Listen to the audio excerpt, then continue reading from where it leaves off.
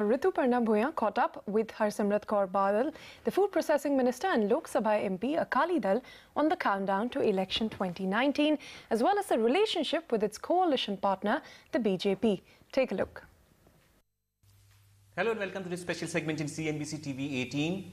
Shiromani Akali Dal has been a steadfast ally of the BJP since 1998, and in the run-up to this year's general elections, both the parties have decided to take forward this alliance and what it means for both the parties as well as India as a whole. To talk about that, we are now being joined by Harsimrat Kaur Badal. You, as a food processing minister, tried to ensure that there are more food processing zones. And you also tried to convince the government that why not allow foreign direct investment into made in India products on food sector, which the government agreed to. But foreign companies said, why not also allow a little bit of percentage of non-food items, which the government did not agree. Now, my question to you is, this fear of foreign investment in retail, is it legitimate? Should political parties, be it BJP or be it Congress, going forward, will have to take a call in the future on allowing foreign direct investment into the retail sector and especially into food and food processing retail? So foreign direct investment in food retail has been allowed, which is what I had asked for, because it's something which can immediately impact our farmers, because it's bringing in foreign funding to create infrastructure at a national level, which is the need of the hour. And when you've got more funds in creating infrastructure which saves the wastage of food, of course it impacts our farmers. And it is no doubt that this is a sector where the raw material of the food processing industry is the farmer's crop. And today we just process 10% of what we produce. So the more we process, the more this industry comes up. Did investments come to the food processing retail? Yes. In fact, FDI in food processing sector from when I took over, I'm just coming to it, in 2014, is double of what it was in 14 and what it is now. And in retail, just in those 3 days of World Food India, where we signed MOUs worth $14 billion, we have got almost 8-9 big retail companies, be it Amazon, be it CP Wholesale, be it Lots, be it Metro, Cash and Carry. About 8 people have come in, and a lot of them have opened up their retail outlets as well. But that was a commitment, right? Have they actually bought in commitments? Oh no, it's grounded. It's grounded. I mean, I've inaugurated the big retail, the things that they have put up. I've inaugurated those where they have now directly tied up with these farmers, where the farmers are straight away supplying to them. So there are about 8 of these chains, worldwide chains, which have opened up in different parts of India. Okay, let me ask you a question about the Shiromani Akali Dal now. In 2009 and in 2014, you had a party in power in Punjab Assembly. This time around, you are going to elections as a party which is in opposition in the state elections. What difference will it make for Shiromani Akali Dal, given these circumstances in these general elections? I think it's going to majorly work in our advantage, because when you're in power, no matter what allegations are made, you have no excuse, because you can't say that when we will come in power, we will do this. The fact of the matter is that 10 years of the work that we had done, our opposition parties misled the people by blaming all kinds of things on us, and which is why they came into power. Today, people have realized in 2 years of Congress government, the development work which Akali Dal did, because not a single brick has been done to take that ahead. People realize the kind of welfare schemes that Akali Dal gave. Congress has shut down and cut off almost all of them. There is no government in Punjab. The law and order situation is dismal. Drugs are being delivered by home delivery on a telephone call. From farmer, 950 farmers have committed suicide in 2 years. The farmers are sitting on dharna. 450 youth have died of drug overdose. And like I said, big police IGs and DIGs are blaming each other that he's selling drugs. Congress MLAs are from states saying that drugs has increased so much. Today, every employee, be it a teacher, they are sitting on dharna, be it nurses, they are sitting on dharna, to the extent that the secretariat staff has locked up the secretariat. So there is no government in Punjab. And the graph of the Congress has dropped so drastically that I think people are just waiting to show their anger against the Congress party, to the extent no one's wanting to fight on a Congress ticket.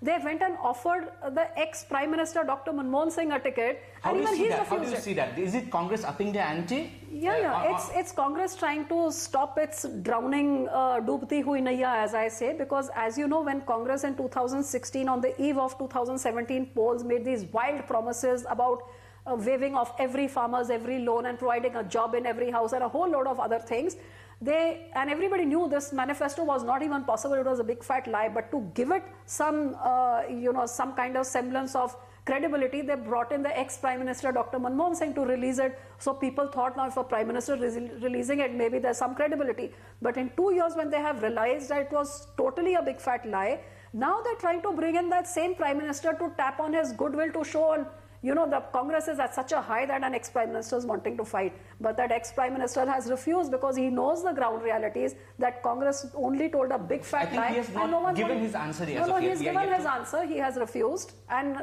rightly so, because everybody knows that Congress is standing at just a big fat zero out of those 13 tickets. Nobody in the country wants to touch them. Right. There's no single ally in the country which wants to be seen in their company. And the same story in Punjab as well. Right. My question to now is regarding your experience in this government in the past 5 years. Now, as a coalition partner, you have had a long history with the BJP. But this time around, we saw many coalition partners of the NDA, expressing concerns because Mr. Modi was seen as a dominant face of the government. Within your party itself, many people were not very happy with the way Shiromani Akali Dal was treated in this relationship. If you come to power, if this party comes to power after the general elections counting is done, what changes would your party want to see in this relationship? I think the difference was that everybody in the NDA was used to Vajpayee's style. And of course, every leader comes with his own style. As two human beings, obviously you have different ways of working. So people were used to Vajpayee's way of working, and they obviously thought in NDA too the same way would be carried on. But Mr. Modi is a very strong leader in his own right. He has risen from the grassroots. He is decisive. He had a vision for the country, and he wanted to take the country ahead at a pace which is way more than what any other Prime Minister has done. So maybe many parties had their issue, but as far as Shiromani Akali Dal was concerned, this was an alliance which was good for Punjab and hence good for the country, and we have been partners with BJP through thick and thin. So it wasn't a partnership based on how we like the leadership. It's a partnership based on a certain ideology which is good for the social fabric of Punjab, being a border state. And of course, there is always scope for improvement, and we hope that in the next government, whatever issues, whichever alliance has, those will be sorted out. So will this be a Modi versus Rahul election, or will this be a NDA versus the UPA election, or will this be a clash of ideologies of different political parties, which we will see in the general elections? What is your sense? I think it's going to be an election of people for progress versus people who are just spreading rumors and creating an environment with agendaless people. So people for progress versus people with an alliance which has no agenda. I think it's all going to be about that, and I think the country is pretty clear who in that Mahagathbandhan can parallel the work that has been done by Mr. Modi, who has that leadership quality, who has that decisiveness, who has that vision, and who has that strength to match Mr. Modi. I mean, I don't even think Rahul Gandhi can match the M of Modi, forget about, PM. So, as you said, progress and development will perhaps be the dominant agenda going forward. That's a message coming in from Harsimrat Kaur Badal. Thank you, ma'am, for joining CNBC TV 18.